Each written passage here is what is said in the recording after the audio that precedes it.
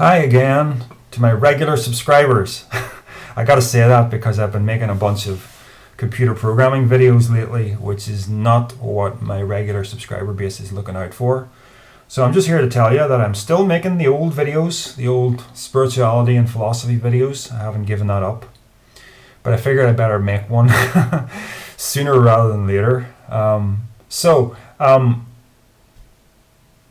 A YouTube user called Spirit Miracle left a comment on my video which was entitled The Amazing Reason Why We Die. In that video I was talking about what I was doing with my will, what I was going to leave my wealth and possessions to. She suggested, leave everything to a loving orphanage. You will feel peaceful about what you have done with your possessions. And this comment, it's one of those comments where you sort of feel that according to the values of polite society, that's a very good thing to do, that you'll feel good. But I'm thinking, I don't think I would. And this has a large part to do with, I recognize that authentic human nature is essentially tribal.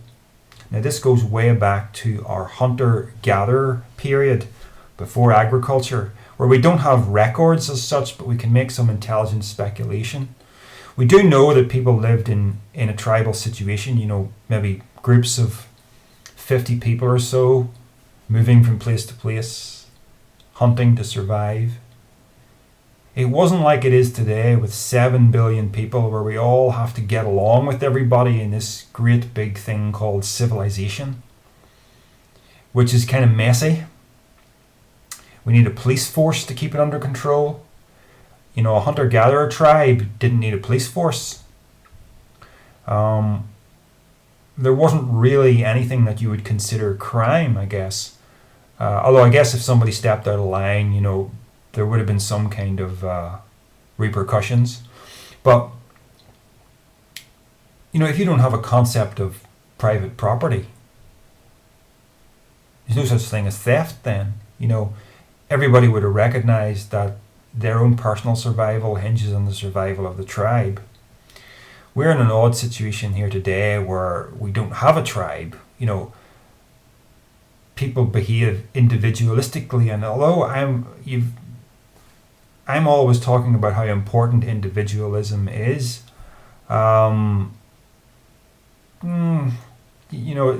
It's kind of a consequence of there just being so many people. Individualism would not have been a good thing in the hunter-gatherer era, because an individual would have said, hey, what's in it for me here? No, you can't separate your life from the life of the tribe. To do so would have been counterproductive. You depend upon the tribe. You see? Individualism has no place in that sort of a society. But we're in a more of a dog-eat-dog sort of situation here.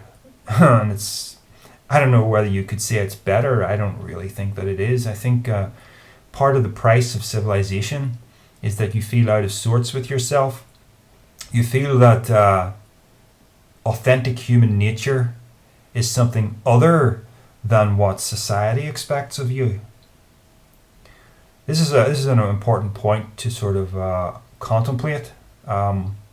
Christianity in particular goes way out on a limb with this sort of thing, because it says that authentic human nature is sinful.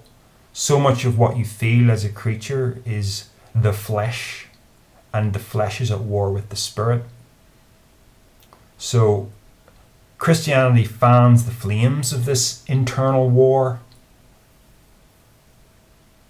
But really we shouldn't feel at war with ourselves. And how I'm going to try and draw this back into this original comment here that Spirit Miracle left. See, I do feel that I am, to some extent, an outsider in civilization. I am playing the game of civilization. But I know that it is a game, and that the values that I have to live by are not the values that really reflect what I am as a creature. And what I am as a creature is tribal. And what I'm getting at is, I don't think we're really built to care about like what's going on in an orphanage somewhere. If I'm really honest with myself, I don't care for much in a deep way. I don't care for much beyond the scope of the people that I consider to be part of my tribe.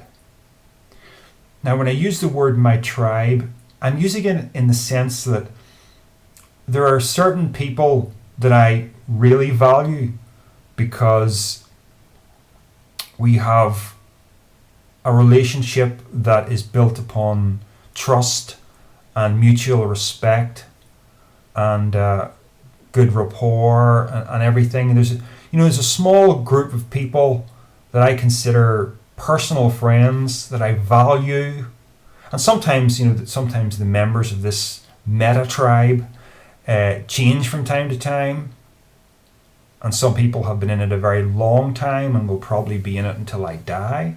And it's not that they necessarily consider me part of their tribe. It's just that if I'm gonna get back into that hunter-gatherer mindset, which is authentic human nature, then I need to start thinking in some kind of a tribal way. And the only way that makes sense to me is to simply place value on individuals that I consider part of my tribe. And it's not even like I'm making that decision. It's kind of like I know who they are because the relationships take the form that they do.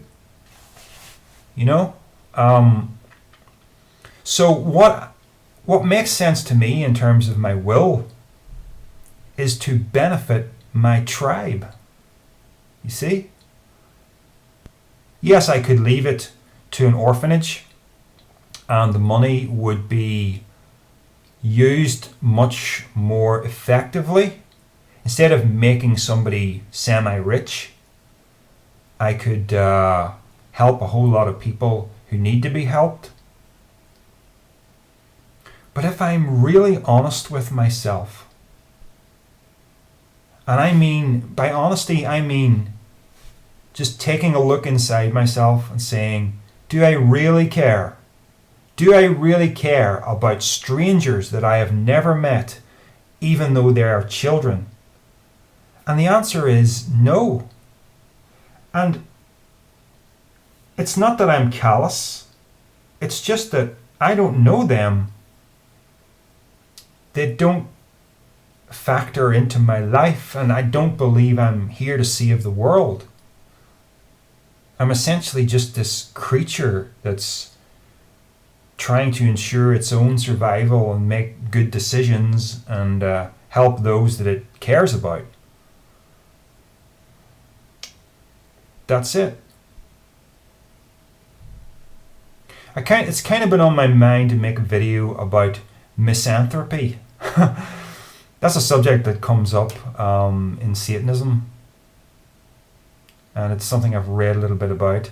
A misanthrope, I looked up a definition of it there at dictionary.com, and just to make sure I was using the right word for what I was. This is actually a little strong. A misanthrope is a hater of humankind. Yeah, that's a little strong. I'm not a hater of humankind, but there is a degree of misanthropy in me, and it has its roots, I guess, way back in my school days when I was considered someone who was unpopular and geekish, and you just weren't included with. It wasn't a bad childhood. It wasn't. I had good experiences at school and everything, and I had a group of friends, and it was all fine. But I definitely felt an exclusion from the general sort of popular kids or something like that, and that's the beginnings of the sort of. It's the making of me, is really, because if you're excluded already, then peer pressure has absolutely no effect on you. That's a real benefit. So you don't have to care what people think about you if they've already excluded you. You know what I mean? So I got through school without turning to cigarettes, without underage drinking, and any other vice that may have gripped other people. And my actions certainly were not motivated by any desire to please other people. So it's all a good experience. But I suppose the question I'm kind of getting to here is misanthropy rational? Maybe not misanthropy. Is an indifference towards humankind in general, is that rational? Or should we all be aiming for the Mother Teresa archetype? Should we be looking at all that self-sacrifice as virtuous? I don't think so. I don't think it's in keeping with human nature.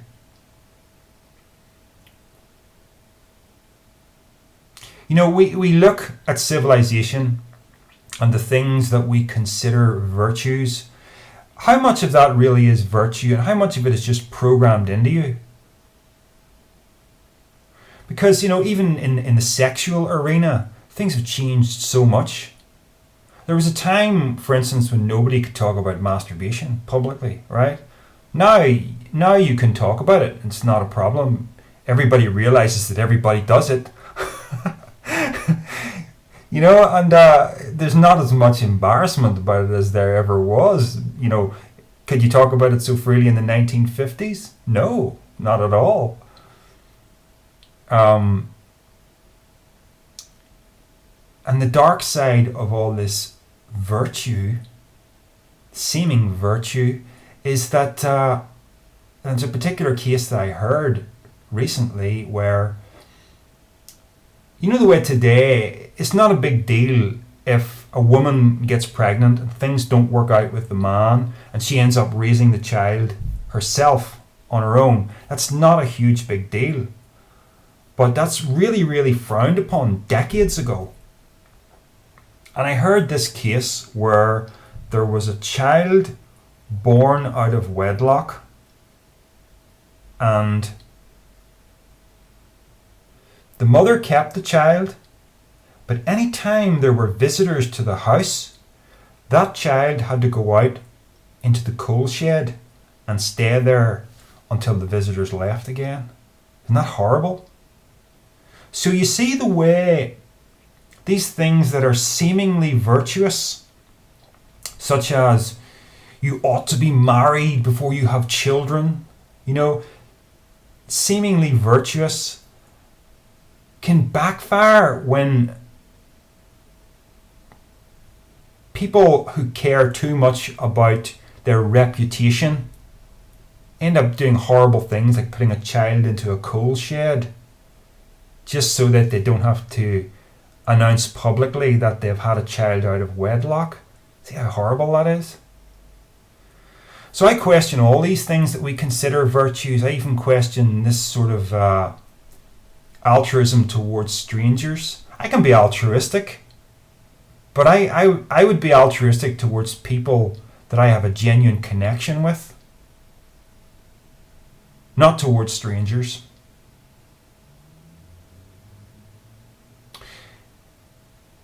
And I think there's a lot of pretense. We're forced into it almost because we have this value system around us that it kind of tries to fool us, and we have a greater estimation of what we are as a creature than what is actually true. For instance, you might think that if I fell off my motorcycle and was trapped underneath it lying in the road, that the next car that came along would automatically stop and help me. Well, it happened.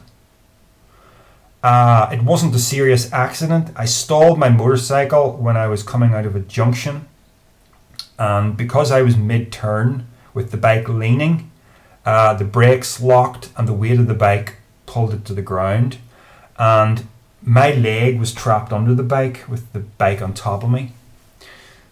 So I was struggling to get out, and as I wasn't hurt, it was fine, but I was struggling to get out from under the bike, and cars were whizzing past me on the main road, and I think about 20 cars went past before one stopped. Now I remember years ago I saw a guy fall off his bike, and my immediate reaction upon seeing it was to get out of my car. I was traveling in a car at the time, to get out of my car and go and give him a hand. But 20 people, I'm nothing special, I'm really not, but 20 cars went past before somebody stopped and helped. What is that informing you about human nature? Let it inform you about human nature.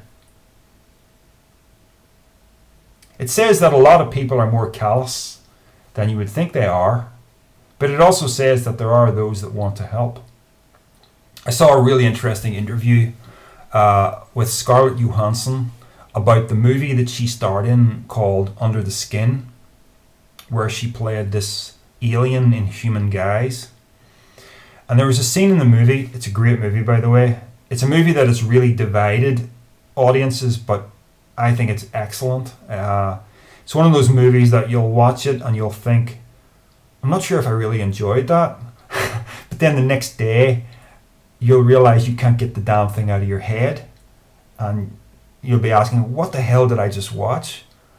And then you'll come back to it again. It has an incredible effect on the viewer. One of the best movies I've seen in recent years. Under the Skin. It's definitely not a traditional movie.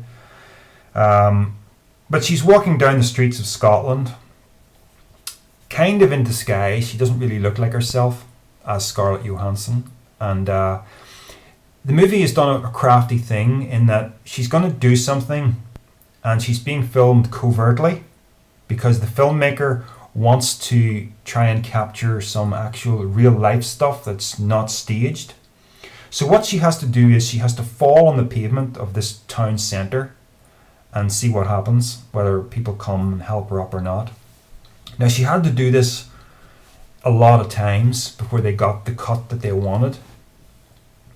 And she describes in the interview how sometimes people just walk past and let her lie there, face down on the pavement. Other times, people tried to help her up. And other times, there was one time at least, where someone filmed her. Someone got their phone out and filmed her. See all these various reactions that we have? Just take a look at human nature. Why would anybody love humanity as a whole, right? Why would you love humanity as a whole? We're not very lovely. I tend to take the view that we are too successful at staying alive for our own good. En masse. I'm talking about this 7 billion figure that's rising all the time. I mean, I could change my mind about this, but I feel that something went wrong at the dawn of agriculture. The move from hunter-gatherer to farmer was when the population started to spike. Everything changed. It's the one point in human history where everything changed, and in a sense you could say it's been downhill ever since, despite all of our wonderful technology and everything.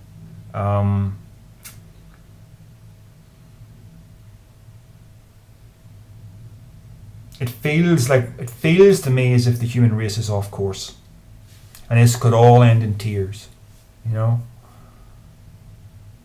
I sometimes say it partially in jest, but not entirely in jest, that what we really need for the world is a big apocalypse that decimates the population.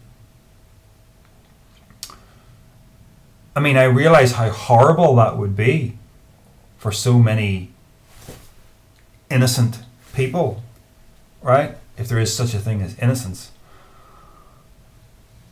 But there's another side of my mind that says that this might be what the human race actually needs to survive into the future, to regress so that we can progress again. And I am fascinated with that sort of post-apocalyptic fiction that takes us back. And I'm not talking about the Mad Max type stuff, where it's all a bit over the top. The Walking Dead, if you take the zombies out of it, The Walking Dead to an extent, that whole survival thing, it's kind of, that series is kind of derailed for me. It's become very comic bookish. But in the early seasons of The Walking Dead, it was more about, if you accepted the one part of it that was ridiculous, the zombies, everything else was about real gritty human survival with civilization decimated. And I loved watching the early seasons. There have been other TV shows and movies. Survivors was a particularly good one. Both the old series, it's a British series, the old series made in the 70s, and the remake that was made around 2009ish. Yeah. But so this is a very long-winded answer to Spirit Miracle, who says leave everything to a loving orphanage. I look inside myself and I realize I don't care about people outside of my tribe. I don't think we're built for that.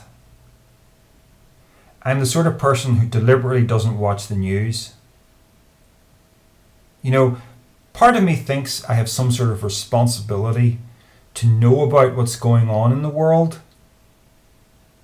But all it does is fill me with misery. So why? In the prehistoric era, each tribe only knew what happened in the tribe. The idea of someone living in a tribe thinking, I have to see of the world, that just wouldn't have computed at all. So I tend to look back to that period as a reference point for authentic human nature. And the one book that really was a game changer for me, I'll pick it off the shelf. It's a book about sexuality specifically, but it really does delve into things way beyond that. It's called Sex at Dawn by Christopher Ryan and, I'm not sure how to pronounce this, Kakilda Jetha. You'll probably hear me talking about aspects of this book again and again. The subtitle says, How We Mate, Why We Stray, and What It Means for Modern Relationships. I think an earlier version of this book had a different subtitle, which was The Prehistoric Origins of Modern Sexuality. That is a better subtitle, The Prehistoric Origins of Modern Sexuality. But sexuality is only one part of the picture. It's everything about us.